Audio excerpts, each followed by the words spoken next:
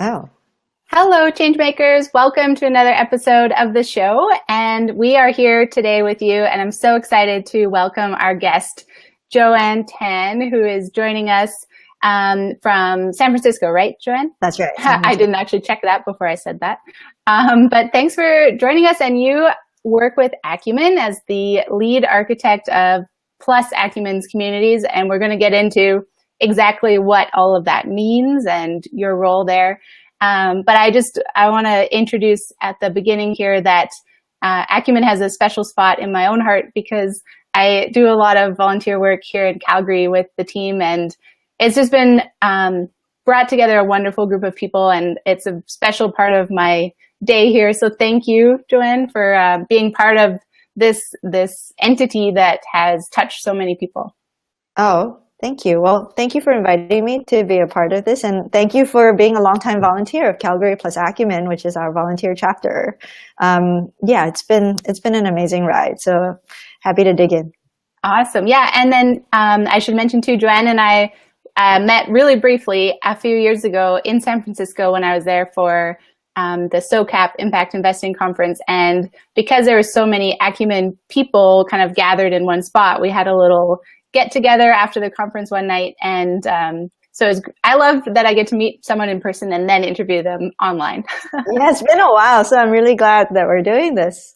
We have lots to Exactly. catch up Awesome. Okay. So Joanne, let's get into it. We like to kick off the show by getting to know you as a person a little bit more. And on. so I like to ask to have you tell us about your ideal day, whatever that might look like. And you can get into the life pieces or the work pieces or, just let us have a glimpse into the life of Joanne. My ideal day, gosh. Most days are pretty cool, so it's tough to think about ideal. I actually think ideal for me probably starts with family. Mm-hmm. I have two young children, one's 8 months old and the other is 4 years old. So life can get a little bit chaotic at home sometimes. So I think like my ideal mornings, typically like it's when my husband and I are able to grab coffee in the morning and have like uninterrupted conversation. And then I get to get the kids out the door and to daycare, hopefully without too much drama. And then it's nice to just, I think, start with family. It helps to ground me in many Mm-hmm. ways and just make me feel like I'm really fortunate to be doing all the work that I'm doing with the support that I have. Wonderful. And what is a typical, I am going to ask you actually about the office because I think it's so cool that you guys lead this organization as, from the volunteer perspective. So I am going to ask, what does the office day look like? Is it different every day? Do you guys have lots of meetings? And I'm picturing like a Google Yeah. type office where you have big walls of, sticky notes and stuff like that. We have a very atypical team setup, I think, with Plus Acumen. A lot of us actually we're a small team. We're a team of 7, but we're spread across 3 different locations. So there's a group of people in New York. There's a couple of us in San Francisco and one out in London. So we tend to do a lot of our work virtually. And we collaborate a lot in various virtual settings, whether it is on conference calls with video hangout or a lot of emails back and forth, some Google Docs here and there.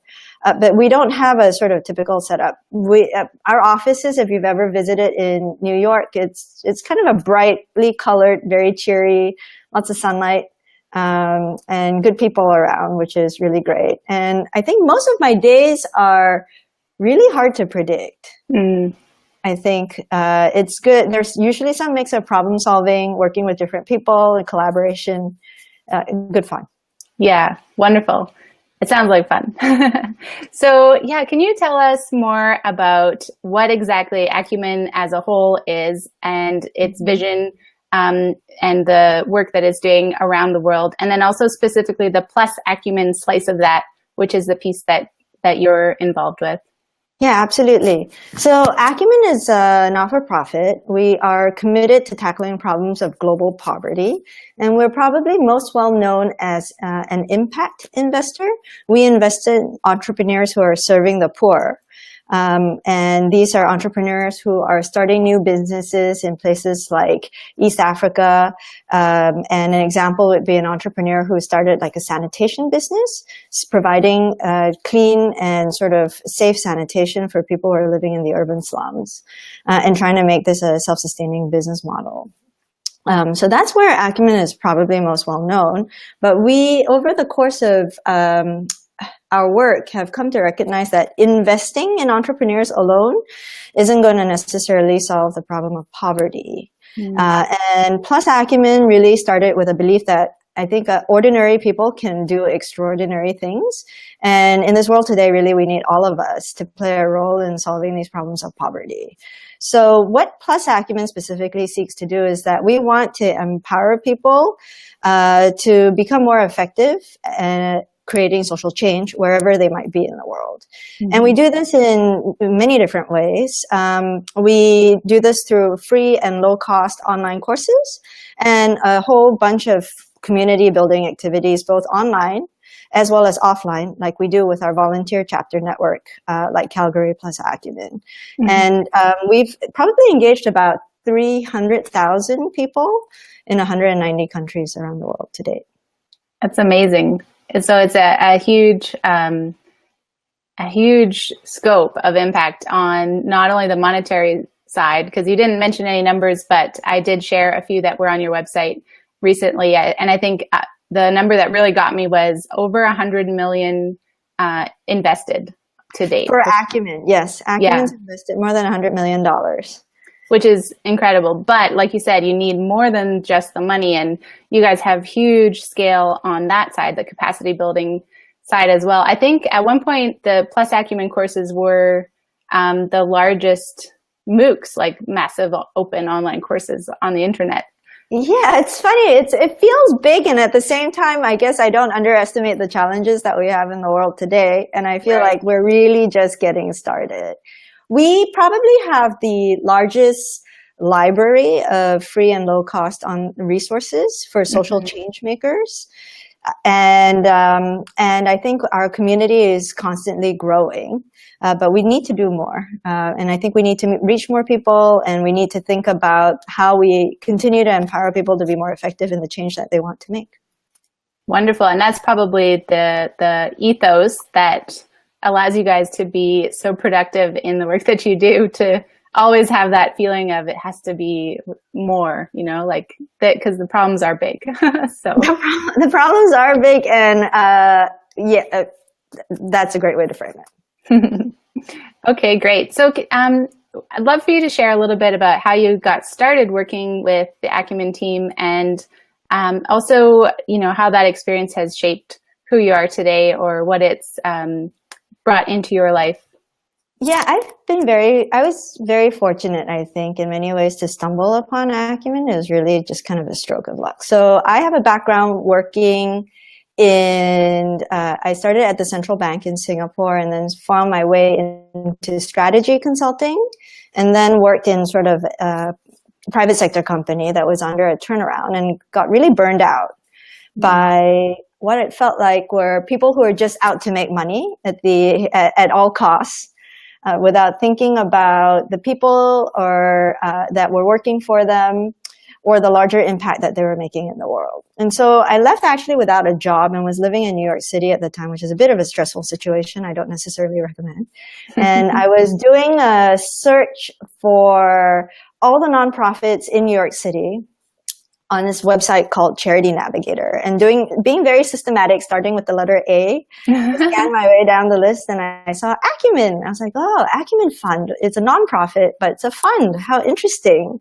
And I think as a person with a background in sort of finance and business, was very drawn to Acumen. They just so happened to have a marketing position open on their website, and my previous job title had been marketing. And so I looked at it and I was like, oh, I guess I could apply for this, but I was really not qualified. There was nothing on there that said I could do this job, which was all about online community building and starting new websites, of which I had little to no experience. But I guess, long story short, I gave myself a chance, and I did that application, and here I am. It's been since 2009.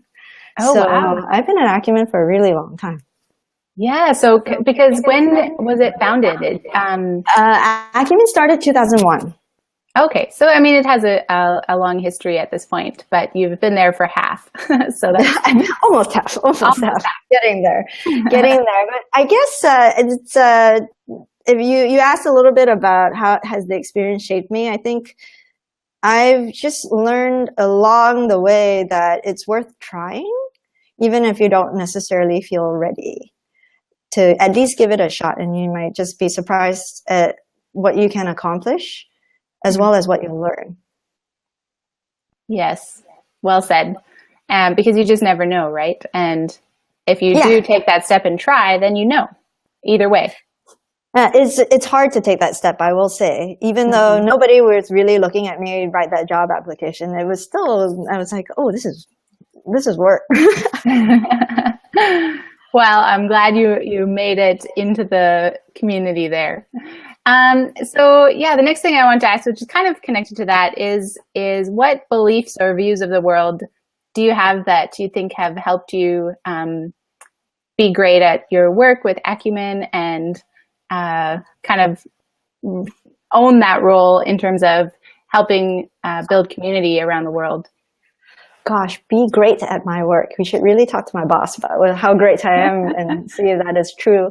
Well, one is, I think one worldview that I hold is that I think from a very young age, I've always felt that I was really fortunate for some reason, and recognized that my good fortune was just really due to luck of where I was born into a family that had resources, and definitely helped to get me where I am today. And I think there's always been this instinct that I needed to do more to give back. And it was a long road to actually find Acumen and find a way in which I could channel those energies. But I think that there seems at least to be a growing interest amongst people from all over the world, regardless of industry, to do more to help actually contribute to society, which I find very heartening. Mm-hmm. I think the other thing, sort of worldview, is that when part of the interview process, just because you asked me about it, I'm sort of anchored on it now. I was asked in the shortest interview that I've had when I was interviewing for Acumen. It's literally lasted all of 3 minutes, I think, was with Seth Godin. I don't know if you know Seth. Oh my gosh, yes. And I actually loved his blog this morning and wrote a post in our group about it. So we were having a bit of a discussion about, because he was talking about the role of corporations. And, yes, he had a great blog post on that this morning. Yeah. So Seth interviewed me, which is for the role at Acumen. I probably would have passed out if I showed up to an interview and Seth was there. I just would have fallen on the floor. I know. Fortunately, this was over the phone, so otherwise I would have probably passed out. But when I always remember this, when he started the interview, he was incredibly humble. He actually took most of the time to explain who he was and why he cared about Acumen. And I was thinking, I can Google who you are, and you're incredible. I don't know why you are coming across so humble, but that's the kind of guy he is. Yeah. And then he asked me one question, and the question was, "Are you ready to lead?" And I actually, I was like, "Oh, what does that mean?" And I told him I didn't think so, but I hoped that I would be one day. And I think that is probably an instinct that I've taken with me to the role, that I would love to find a way to lead and make a difference, and was always sort of looking for that opportunity to do that. Wow, that's a great story, and what a question to kick off. I know. With. I gave him that answer, and he kind of just wrapped it up after that, and that was it. He knew that scarier. Always striving for, never content, I think, is a wonderful quality. Not to say, for oneself to not be grateful for where things are at, to different extents, but to always have that desire to move the line or push forward, right? I think push forward, and also to see that you have a responsibility, or I felt like I could do it, right? I think that's part of it. do you feel like you trust yourself enough to put yourself out there and say, hey, I am going to be the one to create this thing? And that takes a bit of a leap sometimes. Yeah. Wonderful. Okay, so now I want to get in a little bit to some of your advice and perspective when it comes to social entrepreneurs themselves and change makers in a broader sense, because you work with so many, and that's a lot of who would be listening to us right now. So what is the biggest obstacle you see change makers run into? And we could focus that on founders or entrepreneurs themselves, or even on a broader level, like intrapreneurs and activists and everybody. But what do you think is the biggest obstacle that prevents these change makers from really, I guess, taking that leap or pushing forward? It sort of ties back a little bit to what we were just talking about, right? I think if you were to leap, the main obstacle that probably would get in the way would be fear. Probably you aren't really trying to leap unless you're trying to do something different. And when you do something different, it feels uncomfortable. So that's pretty scary stuff. So I think you could almost say, hey, 300,000 people at Plus Acumen, that's pretty good, right? That's quite a lot of people. 190 countries is almost every single country across the world. Like, we're done. We should go home. But I think the question for us is, what are we still not doing right that we've only reached 300,000 people? And can we be so comfortable to say that we don't have to change what it is that we're doing? And if we are to change, what does that really mean? That means that something that we've been doing all this while is wrong, and we need to change that. And that means learning new skills, making new mistakes, and just being comfortable with that, not knowing the right answer. And that can be very unsettling for people. So much so that I think as human beings, because we're so good at avoiding things that make us scared, we might not even want to think about it. So I think there are social change makers out there who kind of probably have a sense that they're not doing everything that they possibly could. But they need to overcome that fear of making mistakes to be able to even see what's possible and then try to make that leap. Yeah. And it's so hard because if you, like, how do you, it's kind of a personal perspective feeling as well. Like, from the outside as a supporter or a capacity builder, how do you help an individual overcome that feeling of, Yeah, I think one of ours, I don't think it's the only thing that we do. I think one of our solutions is to surround them by like-minded community. We're saying, like, hey, we know what it feels like. We can't necessarily solve the problem for you, but we're going to be around cheerleading you as you sort of make this leap. Yeah. And if you have questions, we're here to try and help you answer them and be as supportive as we possibly can. And I think that's one element of what we try to do at Plus Acumen in building community. I do think the other element is just making sure people have access to the tools that they might need to create that change. In this day and age, there's no reason for knowledge or insights or approaches to be siloed within any one organization or person's head. So how do we really unlock more of that for the world? And I think that's another thing that we try to do at Plus Acumen. So those connections and networks, and that feeling that you're not alone. And even if you have those fearful feelings, or you can trust that other people are too, but they're taking action anyways, and they're fine, they're good, you can be good too. Yeah, it's probably less scary if everybody was kind of if you'd seen someone else who'd done it before, and there's a feeling that yes, this might not work, but that's okay. Yeah.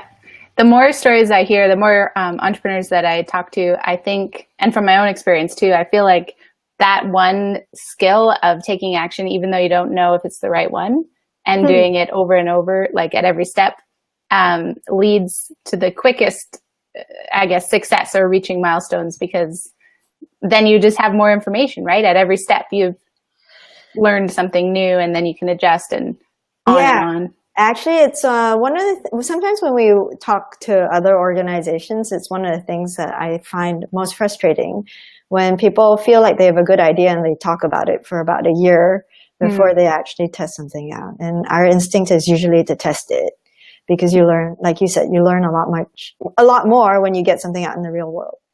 Right. And that's one thing that I love about the Acumen courses. And I want to talk more about those next, which is that it's very hands-on. It's very action oriented in terms of encouraging people to like meet up in groups or connect with each other and show their work, you know, not just absorb, but literally push it back out as well in the form of whatever it might be. It doesn't need to be right or perfect, but it's out there.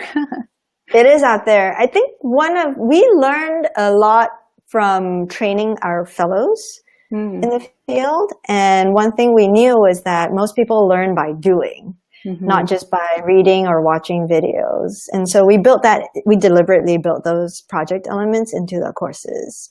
We also learned that people learn a lot from interacting with other people, discussing their ideas and challenging each other's views. And that's why we built the team-based element into the courses. It actually makes our courses, I would say, a little more difficult than your average online course might be, but it's deliberate by design.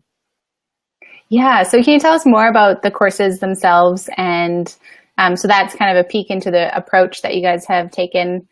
But yeah, what's it been like developing that curriculum for Changemakers? It's been a lot of fun.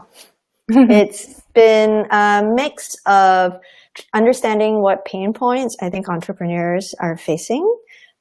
Both, I guess I use the word entrepreneurs broadly, entrepreneurs and intrapreneurs, or anyone who's looking to make some kind of difference in their community. We are fortunate at Acumen that because we invest in social entrepreneurs and we have a large fellows program, we hear a lot about what these pain points are. And so we as a team are constantly on a lookout for the best thought leaders and content out there that can help to address these concerns. Where Acumen has the expertise, we will build the courses ourselves. And where we don't, we try and partner with somebody who has that expertise. So one of our most popular courses is human-centered design that we built with IDEO.org, which is who are the experts in human-centered design. Another great one is we have a great new course on systems practice or systems thinking. So the social problems in the world today are more and more complex, lots of interrelated players and factors. And if you are going to play in that space and want to be effective, you kind of have to understand what all of those different forces are. And we at Acumen recognize that as a pain point in our work. And we were very fortunate to partner with the Omidyar group, which has a great systems practice. And so we brought that course out and they were generous enough to give it away to the world by making it into this massively open online course. But those are some examples of the types of things that we try to teach. Yeah, so many great topics. And human-centered design, Joanne, was the one that I was missing before we started recording live. I was sharing with Joanne some of the workshops that we're doing locally. And that was the one I was forgetting, which is one of my favorites too. That always happens. The big favorite falls off the list. Exactly. And so the lower priced but paid courses you guys have started to introduce over the last little while. Like it wasn't since the beginning, right? But no, we've been running it for probably a little over a year, maybe a year now. And was that a strategic way to kind of connect in to different thought leaders, or was it?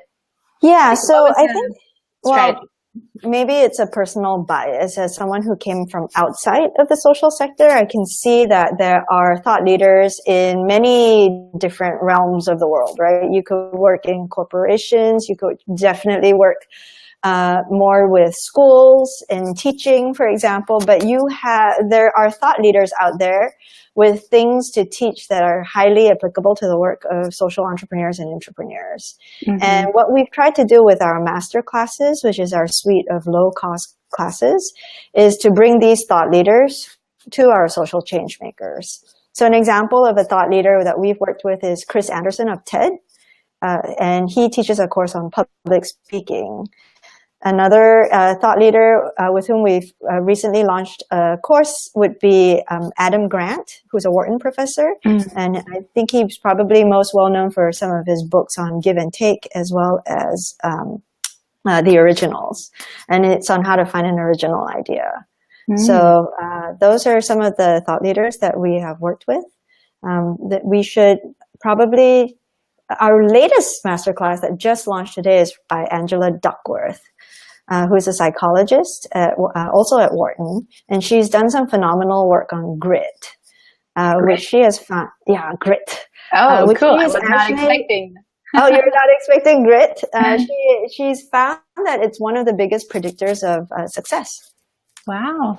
More so than intelligence, IQ, or just pure talent. Wow. So is that more like when you say grit, is that speaking to tenacity and like stick with itness? Or yes, but also she has some very practical strategies on how to develop grit, how sort of passion and purpose need to be a part of that. It's grit anchored in something, right? Right. So she's spent a lot of time analyzing what she calls paragons of grit. So people who are demonstrated amazing grit and are sort of world-class leaders in their own right, and sort of deconstructed how it is that they got to where they are and what kind of strategies might actually work in cultivating grit. Not just for yourself, but for your team. And I know that a lot of parents care about it because they're thinking about their children, for example. It's a really interesting concept. Yeah, fascinating. I haven't really encountered that idea before. So I'll have to check that out. Yes, please do. Great. Okay, so, go ahead. No, go ahead. Last question for you as it relates to kind of your work with Plus Acumen, and then I want to give you a chance to let people know where to find all of these wonderful things that we've talked about. Sure. So being a facilitator of community myself, and my partner Solène, who also runs Changemakers Association and this group, we love community. We love building community in whatever way we can facilitate or receive, the organic flows of community happening, which was kind of how we got started. We didn't necessarily set out to start this group, for example, where we're broadcasting this show, but it came organically from a webinar that we did together. And it was really a fun feeling to receive the community and just like channel it. Right. So this is kind of a selfish question from our perspective. What is your advice for building community and connecting people and really facilitating all these wonderful things that you've shared today? I think it ties back to one of the beliefs that I talked about earlier, that ordinary people are capable of extraordinary things. I think when you think about community, what we found the most helpful is to actually set the bar fairly high. If you come into your community and expect more from them, they will give you more and probably surprise you in return. It's something that I think we've constantly seen with both our volunteer chapters, online community, as well as our online course community. So just take our courses, for example. I mean, we've deliberately made the courses difficult, right? You have to form a team. These are project-based courses. It never feels like you have enough time. Plus, most of our course takers are working and taking courses at the same time. It's a lot. Yeah. But the people who complete them, now they are amazing. And it says a lot as well if you've done a course like that. And I think what we've seen is, like, if you expect more, you can accomplish more together. So I think don't lower the bar for your community. Be clear on what it is that you guys are setting out to achieve together, and then sort of challenge each other. I think in constructive ways, of course. Of course, yeah. You might be able to get there. I love that. That's really great advice. And I haven't heard that before from other kind of community leaders. So I like that. I'm going to sit on that one and digest that. And if you guys are listening, get ready. We may have some challenges for you coming. I'm sure you guys have probably a pretty high-powered community. I wouldn't be surprised. But yeah, it's been I think it also speaks to the quality of people that you're letting into the community, right? Mm. And and quality is key when you're building community. Mm-hmm. Wonderful. Wow, Joanne, thank you so much for all of these insights and for lifting the veil a little bit on Acumen and Plus Acumen. Where can people get involved and engage with all of this good stuff with you guys? Yeah, absolutely. Thanks for having me and giving me a chance to talk about Plus Acumen. We have a website, so that's Plus Acumen, PLUSACUMEN.org. That's where you can find a list of all our courses as well as links to our volunteer chapters. And I was thinking, as a sort of a big thank you for having me on the show, we should give you guys a discount for Angela Duckworth's course, since grit seems like a brand new concept. Yes, I love it. Yes, so why don't, after this, I'll email you the link to our course. Yeah. And there's a coupon code, Facebook discount. I'm guessing this is all on Facebook, right? So Facebook discount feels appropriate. Perfect. And I think you'll get access to our course at $18 instead of $100 on Udemy. Oh, wow. Wonderful. Thank you so much. I think that topic is fascinating. I'm personally going to check it out, and maybe that can be part of a community challenge, or like a discussion that we can have together as well on that topic. Absolutely. Yeah, well, Angela is extremely articulate in the course, so hopefully it is a fun course to take. And yeah, there's some exercises that go with it, so you guys can participate as a group as well. Perfect. I love that. Okay, thank you so much, Joanne, and thanks for taking the time to speak with us. Really appreciate it, and for sharing some of your personal story as well. And I know some interviews stick to kind of the work piece, but I like to get to know the people as well. And so thanks for being willing to chat about all that. Absolutely. Thank you for having me. This is fun. Great. Okay, we'll stay in touch. And thanks everyone for joining in. If you have any questions about Acumen, Plus Acumen, or want to connect into any of the things that we talked about, you can tag me as well. And if I don't know the answer, I will find out from Joanne, and we'll keep growing together. Okay, thanks everybody. Take care. Bye.